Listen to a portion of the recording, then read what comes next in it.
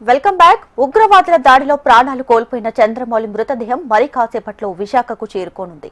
ఇందుకు సంబంధించి బంధువులు ఏర్పాట్లు కూడా చేస్తున్నారు. వారం రోజుల్లో తిరిగి వస్తాను అని చెప్పిన చంద్రమౌళి ఇలా ప్రాణాలు కోల్పోవడం బాధాకరమని అంటున్నారు అపార్ట్మెంట్ వాసులు.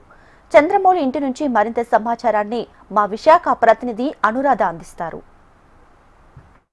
కాశ్మీర్ పహల్గాం దగ్గర ముష్కరుల దాడిలో విశాఖవాసి చంద్రమౌళి ప్రాణాలు కోల్పోయారు. ఈ ఘటన ఒక్కసారిగా విశాఖవాసులు వారి కుటుంబ సభ్యుల్ని తీవ్ర విషాదంలోకి నెట్టేసింది. ప్రస్తుతం నేను చంద్రమౌళి గారి ఇంటి దగ్గర ఉన్నాను. ఇదే అపార్ట్మెంట్లో ఆయన నివాసం ఉంటూ ఉన్నారు. గత కొంతకాలంగా ఇక్కడ మన పేరు కూడా చూడొచ్చు, జేఎస్ చంద్రమౌళి అని ఆయన పేరుతోనే అపార్ట్మెంట్లో నివాసం ఉంటూ ఉన్నారు. అయితే వారం రోజుల్లోపు ఊరెళ్ళి తిరిగి వస్తానని చెప్పి ఆయన ఈరోజు ఇలా మృత్యువాత పడడం, మరి కాసేపట్లో ఆయన పార్థివ దేహం ఇక్కడికి చేరుకోనుండడం అంతా కూడా చాలా బాధాకరం అని అంటున్నారు. ప్రస్తుతం నాతో అపార్ట్మెంట్ వాచ్మెన్ వాళ్ళు ఉన్నారు. అసలు చంద్రమౌళి గారు ఎలా ఉంటారు, ఏం చెప్పి వెళ్ళారు ఒకసారి మాట్లాడదాం. అమ్మ, మీతో మీ సార్ ఊరు వెళ్లే ముందు మాట్లాడారా? ఏం చెప్పారు? అదే ఏంటి సుధాకర్ బయటికి వెళ్తాం, ఆయనకి బయటికి వెళ్తున్నాము, ఆ ఇంటిని బాగా చూసుకోండి, పిల్లలు మీరు జాగ్రత్త అని స్వీట్లు అవి ఇచ్చారు. శుక్రవారం ఉదయం 6:30కి వెళ్ళారు, 26న వచ్చేస్తామన్నారు. వచ్చాక ఆ మీటింగ్ పెడదామా అంటే సరేలేండి సార్ అన్న. ఎప్పుడు వస్తానని చెప్పారు? వెళ్ళిన తర్వాత మీకు ఏమైనా ఫోన్ చేశారు? చేయలేదు, 26న వస్తామని చెప్పారు అంతే. ఆయనకి పిల్లలు ఉన్నారా? ఎలా ఉంటారు? చాలా యాక్టివ్గా ఉంటారని అందరూ అంటున్నారు. పెద్ద పాపే తెలుసు, చిన్న పాప తెలియదు మాకు. మేము వచ్చి 6 నెలలు అవుతుంది. పెద్ద అమ్మాయి డెలివరీ కోసం వచ్చేసి ఇక్కడ 6 నెలలు ఉంది. అప్పుడు చూసాం మేము. పర్లేదు, మంచి వాళ్ళే. ఎలా అంటే రోజు ఆయన ఎలా ఉంటారంటే యాక్టివ్గా ఉంటారు, వాకింగ్ చేస్తారు, యాక్టివ్గా ఉంటారు, మా పిల్లలతో ఆడతారు సార్. అదే కొంచెం పెద్దోళ్ళైనా ఆ ప్రెస్టీజ్ని లేదు, మాకు బాగా చూసుకుంటేవారు. అసలు వాచ్మెన్గా మాకు అలా చూసేవాళ్ళు కాదు, వాళ్ళు సొంత పిల్లల్లా మమ్మల్ని చూసుకుంటేవాళ్ళు. సో మరి ఈరోజు తెలుసా మీకు ఆయన ఉగ్రవాదుల దాడిలో చనిపోయారని అందరూ కూడా చెప్తున్నారు కదా, మరి కాసేపట్లో ఇక్కడికి ఇవన్నీ కూడా ఏర్పాట్లన్నీ కూడా చేస్తున్నారు. ఏంటమ్మా అంటే మీకు ఎవరైనా వాళ్ళ కుటుంబ సభ్యులు ఫోన్ చేశారు? ఎవ్వరూ చేయలేదు, తెలియదు అమ్మ. మొన్నే వెళ్ళారు, మీరు ఎవరికో అంటున్నారో అంటే అమ్మ ఏదనేసి ఫోటో చూపించారు. చూపిస్తే ఆహా అనేసి అనుకున్నాం. బుర్ర పాడైపోయింది వినేసరికల్. నాకు మంచి వాళ్ళు సార్.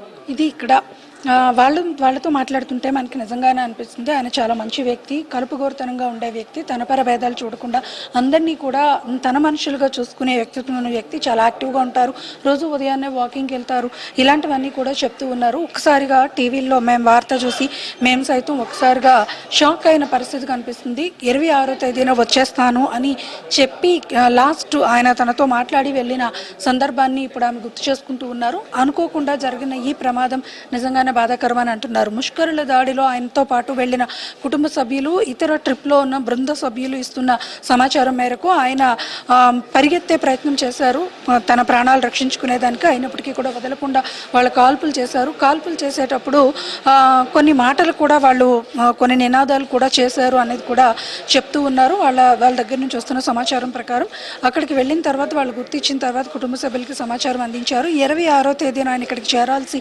ఉంది. మొత్తం చాలా హ్యాపీ ట్రిప్తో ఆయన ఇక్కడికి చేరతాను అని చెప్పి వాళ్ళతో బంధువులతో ఫోన్లో మాట్లాడిన సందర్భం కూడా ఉంది. ఆ పరిస్థితుల్లో ఈరోజు ఆయన ఇలా ముష్కరుల దాడిలో, ఉగ్రవాద దాడిలో ప్రాణాలు కోల్పోవాల్సి వచ్చింది అని అంటే మాత్రం చాలా బాధాకరం. ఈ ఘటనలో అక్కడ ప్రత్యక్ష సాక్షులు ఇచ్చిన సమాచారం ప్రకారం ఎక్కువ మంది మగవారిని టార్గెట్ చేసుకుంటూ కూడా కాల్పులు జరిపినట్లుగా కూడా ఉగ్రవాదులు దాడి జరిగినట్లుగా కూడా సమాచారం అయితే వస్తుంది. ఏది ఏమైనా ఇలాంటి ఘటనలు మరి చూస్తే కనుక చాలా బాధాకరం. ఎందుకనంటే అసలు విశాఖపట్నం వాసులనే కాదు, మొత్తం అందరినీ కూడా ఇది చాలా కలిచివేస్తున్న ఘటన. ఏది ఏమైనా కూడా మరి కాసేపట్లో ఆయన పార్థివ దేహం ఇక్కడికి చేరేదానికి ఏర్పాట్లన్నీ కూడా చేస్తున్నారు. కుటుంబ సభ్యులు ఎవరో అయితే ప్రస్తుతం ఇక్కడ లేరు. ఆయన మృతదేహాన్ని తీసుకొచ్చేదానికి వాళ్ళంతా కూడా ఎయిర్పోర్ట్కి చేరుకున్నారు. మరి కాసేపట్లో ఇక్కడ అంత్యక్రియల కోసం ఏర్పాట్లు అయితే మాత్రం చేస్తున్నారు. మరి ఇలాంటి దాడులను అయితే మాత్రం మొత్తం దేశవ్యాప్తంగా ఈరోజు అందరూ కూడా ఖండిస్తున్న పరిస్థితి మనం చూస్తూ ఉన్నాం. వీడియో జర్నలిస్ట్ ధనుష్తో అనురాధ, HM TV, విశాఖపట్నం.